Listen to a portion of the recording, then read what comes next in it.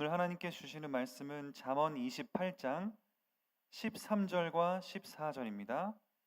잠언 28장 13절, 14절입니다. 제가 읽겠습니다. 자기의 죄를 숨기는 자는 형통하지 못하나 죄를 자복하고 버리는 자는 불쌍히 여김을 받으리라. 항상 경외하는 자는 복되거니와 마음을 완악하게 하는 자는 재앙에 빠지리라. 아멘.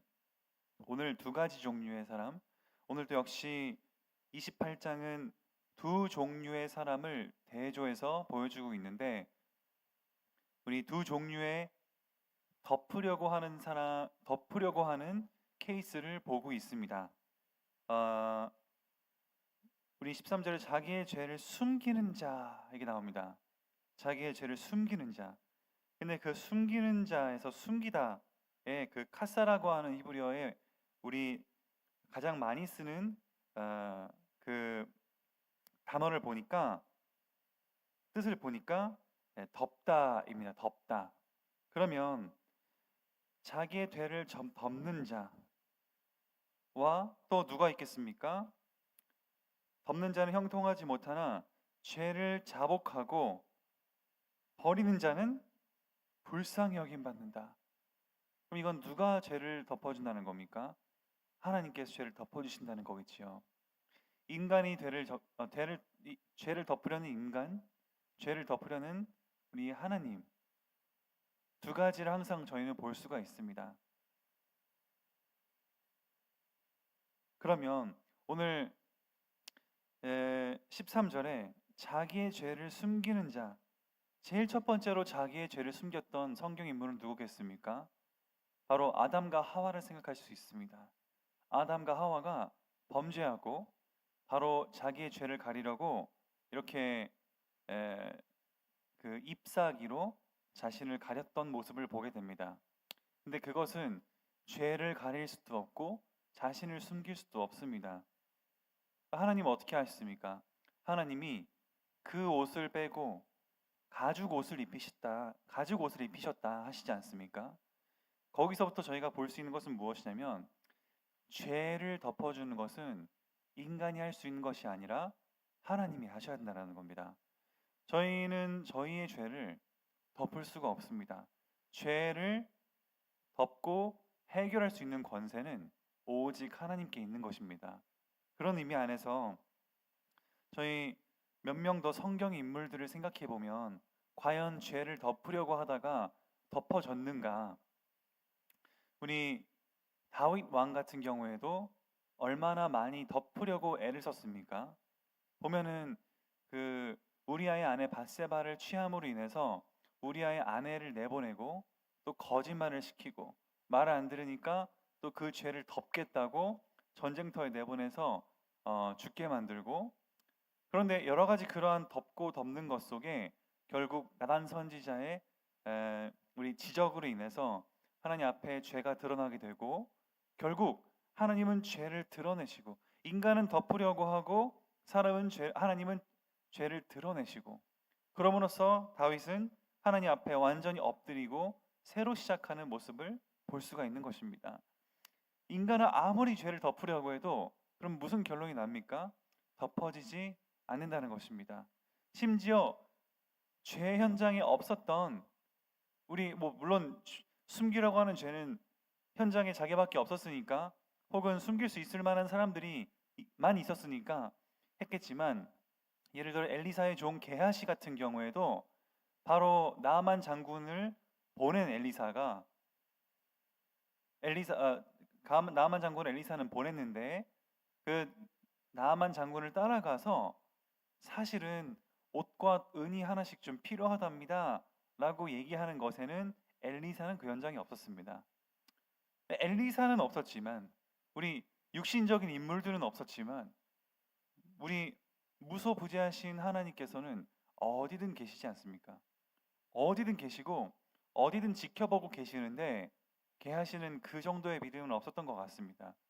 그러니까 나의 하는 모든 행동이 하나님께서 지켜보고 계시다라는 것을 우리 게하시 같은 경우에는 몰랐는지 하나씩 달라 그런 거를 나만 장군이 2개씩 준다 그래서 2개씩 받아와 놓고 집에 숨겼는데 엘리사는 그것을 알았던 것이지요. 어떻게 알았을까요? 하나님이 어디든지 계시기 때문입니다. 그리고 하나님께서 죄를 드러내게 하시기 때문입니다. 인간은 이것만 보면 뭘 할 수 있습니까? 오늘도 그래서 저희가 하나님 앞에 겸손해야 되는 이유가 바로 14절에 나옵니다. 13절과 14절이 그래서 한 묶음인데, 오늘은 13절에 죄를 숨기는 자, 형통하지 못하는데 다윗처럼 죄를 자복하고 버리는 자는 하나님께 불쌍히 여김 받고 하나님이 죄를 덮어주신다. 그렇게 봤을 때 인간은 어떤 마음이 가장 모델적이겠습니까? 14절에 항상 경외하는 자, 항상 이렇게 나옵니다.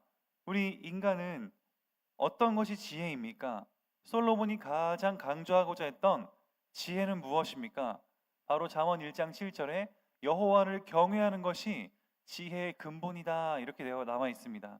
저희는 언제든지 잠언을 계속 읽을수록 사람의 지혜, 자기 개발의 수준, 도덕책이 아니라 저희는 계속 하나님 원하시는 것은 자기를 개발하고 또 하나님께 영광이 되는 바로 그것에 포커스를 맞춰야 된다는 것이죠. 그것이 성경과 일반 철학책의 차이고, 그것이 성경과 타 종교의 어떤 그러한 경전들의 차이가 되겠습니다. 하나님은 저희에게 원하시는 것이 도덕법을 잘 지키는 것도 중요하고 사회 관계를 잘 지키는 것도 중요한데, 왜냐하면 열매로 그들을 알리라고 했고 또 하나님은 십계명을 남겨주셨기 때문에. 그러나 그 근간에서 저희는 가장 하나님을 경외하고, 그 경외하고 두려워해야 되는 이유가 여기 또 한 가지가 나오는 겁니다. 그게 바로 인간이 죄를 덮을 수 없다. 인간은 죄를 숨길 수가 없다. 오직 하나님만 그리스도의 피로 죄를 덮을 수가 있다. 라는 그 사실 때문입니다. 그러니까 이거는 또 법적인 부분인 것인데, 그러니까 로마서 8장 이전에도 그리스도만 정죄할 수 있는데 죄와 사망의 법에서 해방됐다. 생명의 성령의 법으로 해방됐다, 이렇게 표현되어 있습니다. 결국 우리 죄의 문제, 이거는 법적인 문제인데 그것은 해결할 수 있는 사면권은 하나님께만 있지, 면죄부를 사는 것도 아니요, 우리의 덕을 쌓는 것도 아니요, 우리가 또 숨기려고 하는 것도 아니다, 덮으려고 하는 것도 아니다 라는 것을 볼 수가 있습니다. 그래서 14절에 항상 경외하는 자는 복된데 마음을 완악하게 하는 자는 재앙에 빠지리라. 이거는 흡사 시편 1편과 내용이 똑같습니다.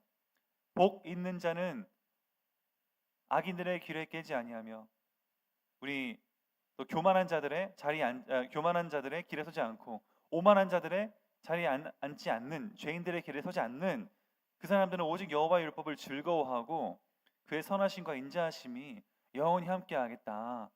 철을 따라 열매를 맺는다 하면서 이렇게 나오지 않습니까? 결국 복된 사람은 여호와를 경외하는 사람이지 단순히 도덕법을 잘 따르는 게 아니고 항상 하나님을 중심 삼고, 오늘도 나와 나의 똑같은 일상 같아 보이지만 하나님이 나의 주인 되신다는 고백을 하고, 나의 작은 만남 혹은 아무도 안 만난다 할지라도 그 나의 맡은 업, 내가 하는 모든 일 속에 하나님이 보신다는 마음으로 우리는 하나님을 경외하는 마음을 가지는 것이 가장 중요하겠습니다. 그러면은 인간의 죄를 덮을 수 없다. 그 특징들이 뭡니까? 그래서 아담과 하와처럼 변명하는 겁니다. 저 여자가 나에게 주었으므로. 여자야 왜 그러냐? 저 뱀이 나에게 주었으므로. 다 책임 회피, 그것이 죄를 덮으려는 자의 특징입니다. 어쩌면 저희도 누가 책임이냐? 결국 우리 나라를 비판하고 기독교인들 중에도 우리 항상 어디든 극적으로 가 있는 분들은 누구 책임이냐? 이러한 것들을 많이 생각하는데 그것이 아닙니다. 책임을 따질 것이 아니라 하나님을 경외하는 마음에 하나님의 신정 통치를 우리는 기대하면서 하나님께서 때에 맞게 다스리신다라는 그 믿음이 우리에게는 필요하겠습니다. 또 하나는 무엇입니까? 거짓말. 거짓을 하려는 것, 바로 다윗같이 이거는 거짓이죠. 게하시같이 안 숨겼습니다. 집에 안 갖다 놨는데요. 그런데 하나님은 뭐 하십니까? 하나님은 거짓말을, 죄를 다 드러내십니다. 다윗도 그랬고 아담도 그랬고 게하시도 그랬고 뭐 아간 우리 아간 같은 경우에 전리품을 여호수아가 7장에 다 없애라고 했는데 하나님도 그랬고, 근데 그것을 없애지 않고 일정 부분을 취득하는 바람에 아이성 전투에서 패하게 됩니다. 아주 안타까운 역사를 저희는 보게 됩니다. 한 사람의 죄를 숨기려고 해도 절대 숨길 수가 없다. 하나님께서는 그러면 그것을 왜 드러내시겠습니까? 조용히 해결 안 해주시고 드러낼 때 사람은 어떻게 됩니까? 엎드리게 되죠. 무력화됩니다.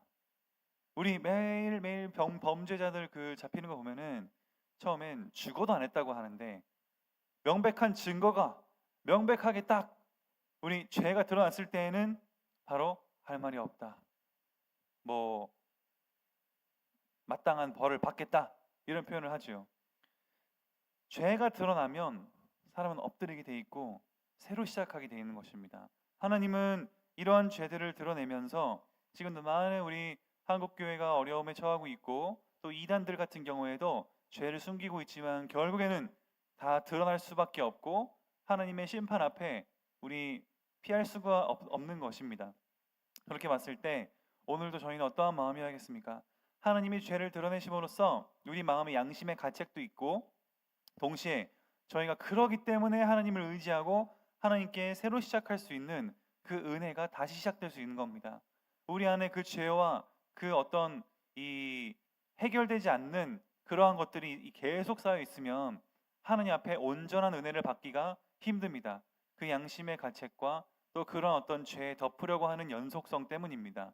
저희는 그래서 주일 예배 때마다 회개 기도를 순서에 넣는 것이고 이것은 비단 주일 예배만이 아닌 우리의 모든 삶 속에 날마다 지속되어야 될 시작의 기도인 줄 믿습니다. 그래서 요한 칼빈도 처음 예배 시작할 때 회개 기도부터 하고 나서 시작했습니다. 죄의 고백, 승리의 선포, 이렇게 하나님께 죄를 고백하고 하나님께서 용서하셨다 이렇게 승리를 선포하는 것이 회개의 기도의 끝이지요. 죄만 그냥 계속 고백하는 게 아니라 하나님께서 끝내셨다, 하나님께서 용서하셨다라는 승리를 선포함과 동시에 내가 오늘도 새로 시작한다라는 마음입니다. 어제의 죄를 다 씻고 오늘은 하나님의 승리로 새로 시작한다. 그것이 회개겠습니다. 그래서 오늘 말씀처럼 우리 모든 성도님들께서 정말 하나님의 하나님을 경외하는 마음, 죄를 숨기려고 하는 사람들은 다 드러났다. 결국 그들은 근데 진짜 신기한 게 뭔지 아십니까? 회개한 자에게는 새로운 그 뒤에 인생을 우린 성경에서 봅니다. 근데 회개 안 한 자 같은 경우에는 그 다음이 없습니다. 그 다음이 없습니다. 우리 아간, 게하시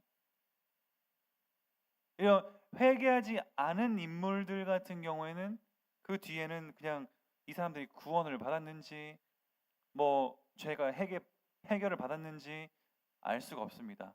그들이 회개를 하지 않았기 때문이지요. 하나님께서는 어떤 것을 듣기 원하십니까? 회개하는 자를, 또 우리의 죄를 고백하고 하나님 중심으로 시작하기를 원하는 겁니다. 그래서 회개가 이렇게 중요한 겁니다. 왜냐하면 회개라는 것 자체가 새로운 시작이라는 의미를 담고 있기 때문입니다. 우리는 날마다 하나님의 은혜로 새로 시작해야 될 줄 믿습니다. 하나님의 죄사함과 함께 하나님이 주인 되심으로 또 하나님을 경외함으로 새로 시작하는 귀한 우리 온사랑교회 성도님들 되시기를 예수 그리스도 이름으로 축복드립니다. 기도하겠습니다. 살아계신 하나님 감사합니다. 오늘도 우리 자기의 죄를 덮으려고 하는 자, 그 덮으려고 하는 자는 결국 하나님 앞에 다 드러나게 돼 있고 하나님의 심판을 피할 수 없는 것을 보게 됩니다. 그 기회를 놓친 자는 성경에서 더 이상 볼 수 없는 것도 보게 됩니다. 하나님, 기회가 있을 때 회개할 수 있도록 우리를 불쌍히 여겨 주시옵소서. 그리고 우리를 새롭게 시작할 수 있는 우리에게 은혜를 더하여 주시옵소서. 예수 그리스도 이름으로 기도드립니다. 아멘.